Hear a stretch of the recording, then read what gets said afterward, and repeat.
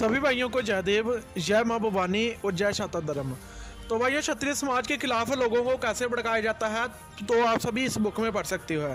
तो भाइयों, ये बुक जो है भाई आप सभी देखिए कि ऊपर शेखावटी किसान आंदोलन की बुक है। अभी ये हमें पक्का पता नहीं है कि ये जो ताराचंद चौधरी की बुक है जहाँ उससे जाहिर तो यही होता है कि इसकी बुक है, क्योंकि इसका नाम भी सेम ही है।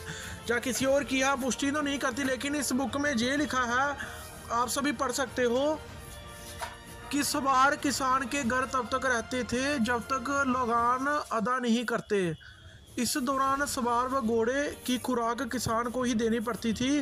वो निम्न प्रकार थी: 5 सेर दाना, भरपेट घोड़े का घास, 1.5 सेर आटा, आधा पाव घी, पाव भर मीठा, 2 पैसे अमल आदि सवार को देने पड़ते थे।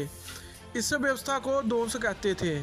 यदि गरीब किसान इस खुराक को देने में समर्थ होता तो सवार उसके बर्तन, भांडे और कपड़े उठाकर ले लेते और सेठ साहूकारों को जहां जमा करवा देते। किसान जब तक खुराक का खर्च नहीं देता तब तक उसके सामान को वापस नहीं दिया जाता था।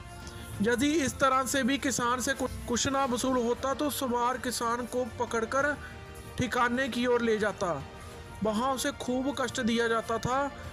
नंगा करके पीटना, कोठरियों में बंद कर देना, काठ में डाल देना, भूखा रखना, चारपाई के पाए के नीचे हाथ दबाकर ऊपर से आदमियों को बिठा देना, मुर्गा बनाकर पीठ पर बैंत और ठोकर मारना, खाड़ पर चौड़े पैर करके खड़ा कर देना, हाथ फैलाकर पत्थर रख देना, मुंह की दाढ़ी मूछ उखाड़ देना और सैकड़ों राक्षसी तरीकों से किसानों को कष्ट दिया जाता था। किसान इन अत्याचारों को चुपचाप सहन करता रहता था। यदि कोई किसान आपस में मिलकर ठाकुरों की आज्ञा का उल्लंघन करते तो ठिकानेदार उनके जहां मीनाओं द्वारा चोरी करवा देते, जहां उनकी बस्ती को जला देते थे।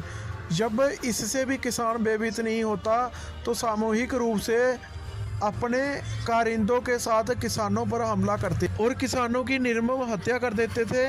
किसानों को भयभीत और डर का माहौल पैदा करने के लिए किसानों को भूमि से बेदखल कर दिया जाता था। स्त्रियों को बेइज्जत किया जाता था। किसान की लड़कियों को बेचने के लिए कहा जाता और सैकड़ों और गैर कानून तरीके होते थे जो शेखावटी के जागीरदार अमल में लाते थे। तो भाइयों, किसान की केवल आर्थिक हालत ही नहीं, सामाजिक स्थिति भी दयनीय थी। ठाकर को अभिवादन में श्री महाराज जहाँ अन्नदाता कहकर पुकारा जाता था, लेकिन वे प्रजा को सिर्फ दूध देने वाली भेड़ बिक्री समझते थे। यदि ठाकुर ठाकुराइन का स्वर्गवास हो जाता तो किसानों को दाढ़ी, मूछ तथा सिर मुड़वाना पड़ता था और स्त्रियों को 12 दिन तक अराबले में रोजाना छाती कूट कूट कर रोना पड़ता था। इसके साथ ही किसानों की स्त्रियों को जागीरदार को चूड़ी देनी पड़ती थी। किसान की बहू बेटियों की इज्जत पर हाथ डालने में भी जागीरदार लोग संकोच नहीं करते थे। किसान के घर विवाह हो तो घर में लड्डू बनाना वर्जित था और घोड़ी पर बैठकर तोरन नहीं मारने दिया जाता था। ठिकानेदार के मकान के आगे से नंगे सिर नहीं निकल सकते थे। जब ठाकुर किसी गांव से जाता तो गांव का रास्ता सभी को छोड़ना पड़ता। ठाकुर को श्री जी या अन्नदाता कहकर संबोधन करना ही पड़ता, चाहे वे आधा गांव का जागीरदार ही क्यों ना हो। किसान अपने नाम के आगे सिंग नहीं लगा सकते थे। तो भाइयों, ये जो आपने सभी स्टोरी सुनी, हम है चौधरी ताराचंद बताया जा रहा है जो कि जाट है। और देखिए, वैसे किसान तो सबसे ज़्यादा आज के ज़माने में क्षत्रिय हैं पूरे देश में देखा जाए तो। ये शेखावटी जहाँ पर ठाकुरी जागीरदार थे, शेखावत राजपूतों की रियासत थी, चूरू में राठौर थे और बाकी ज़िलों में शेखावत होते थे। शेखावटी शेखावत क्षत्रियों के नाम से जानी जाती है। वहाँ पर लगभग 5, 7, 8% क्षत्रिय हैं और 25% जाट हैं। 25% पर 5-6% वाले बाहर ही पढ़ते थे। तो भैया आप उस समय की कहानी आज के ज़माने में नहीं जोड़ सकते। आज के ज़माने में बहुत सारा बदलाव हो चुका है, लेकिन इसको पूरा ठाकुर से जोड़ना ये बहुत ही गलत है।